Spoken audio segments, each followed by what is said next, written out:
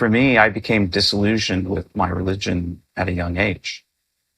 And I said, okay, rather than walk away from it, I'm going to give spirituality, I'm going to give God, the divine, the ever living, a chance to reveal itself to me and show me that there is something real. And so I just would spend, I was in high school, I spent days meditating in my room at night and praying and was asking for some sort of real experience, something that I knew without beyond a shadow of a doubt was real. And after 2-3 weeks of this, I had this moment that was just ecstasy.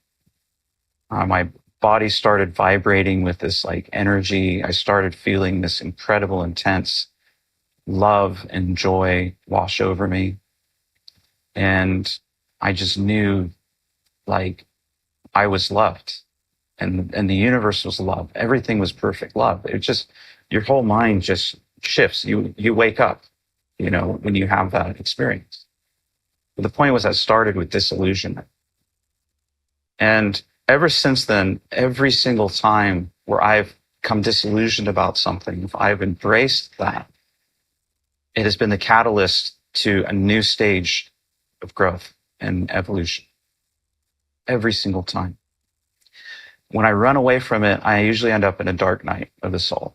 It hasn't happened often, but I have gone through that period where I fought with it. And then you just feel lost until you're ready to face whatever that disillusionment is.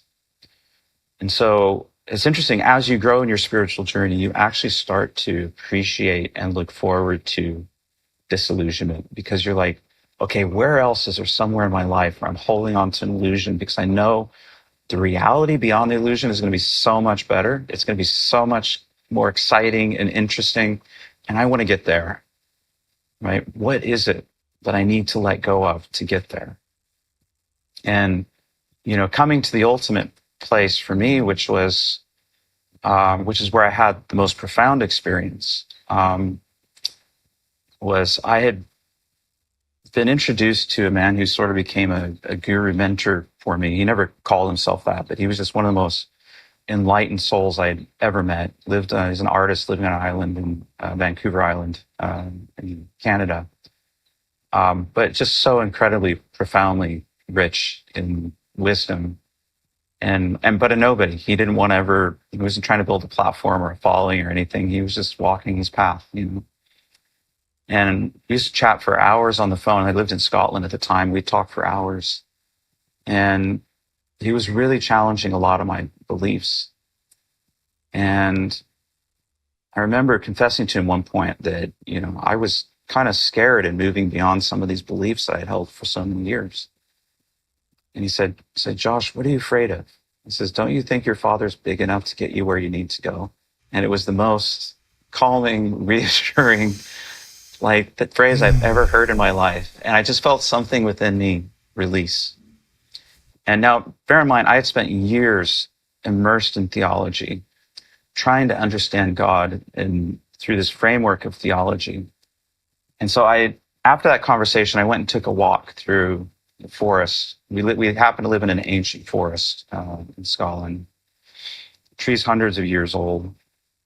And I was walking through this forest and I had this moment where I heard this voice from heaven and the voice of my father just saying, he said, Josh, do you want the idea of me or the reality of me? And I knew what I was being asked to do. And in my mind's eye, I was like standing in front of this altar. And I was holding in my arms all of these scrolls. And these scrolls I knew were the most precious thing in the world to me. There were all of these theological ideas that I'd spent years studying to try and understand who was God and all this, you know, and with fervor, not just with dogma, but like I really wanted to understand who was God. And these were all my most precious ideas in the world. And I knew I was being asked if I wanted these ideas about God, or if I wanted the reality of God. And I said, I'm ready. And I just put all of them in my mind's eye on the fire and I watched them burn. I want the reality of the ever living. And I don't care, you know, because the other part of the question, sorry, I didn't ask is, he said, would you believe me even if you found out that everything you knew about me was wrong? And so that went with it. So did I want the idea or the reality? And for me, it was, I wanted the reality, and I didn't care what, how much error, untruth, whatever I uncovered in myself, how it affected my beliefs about myself, the world. Mostly when we're talking about beliefs, what scares us most is not the beliefs themselves, but the implication of the beliefs. What does that mean for why I'm here? For what have I been living my whole life wrong? Am I doing the wrong things? Am I, unloved? Am I, it's the fear of the implications, not reality. And I wanted what's true. And that's been the hunger of my heart. I want to know what's true. And I don't care what the cost is. Give me what's true, because what's true is real. I'm going to take a breath into all that. God is big enough to get us where we're going. Absolutely. That's a powerful moment. It's a trust fall into God's hands. And I feel the power of that statement in that moment, and the ability for one to come back to that,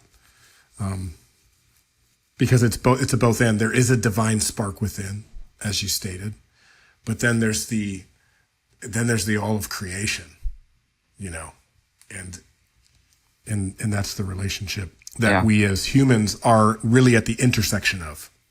Yeah. We are the experience of the divine spark within in the creation of all. So I'm glad you brought that up, actually, because that was another part I left off of that story. Because when that happened, I mentioned I was walking through this forest, and I felt my identity and who I was began to slip away into the background. And I had this moment that the only thing I've seen that was close to this was like Avatar. When they go out, he gets in his avatar and he goes out and sees this world that's like, electric and alive. It's exactly how I felt. I felt that I ceased to exist as a separate being. And I felt like I was in complete oneness with everything. I felt like every leaf on every tree, every blade of every, and every petal was just surging with this energy of life and just flowing through me. And it was all one. There was no separation between that tree and that plant, or that plant and that rock, or that rock and myself. And so it's that divine spark within you that's recognizing the divine in everything else. But we have to get beyond the constructs of our mind. That's the journey. The journey is disillusionment. That's the crumbling of the constructs to find the reality on the other side. And you had this experience without plant medicine? No plant medicine. Okay.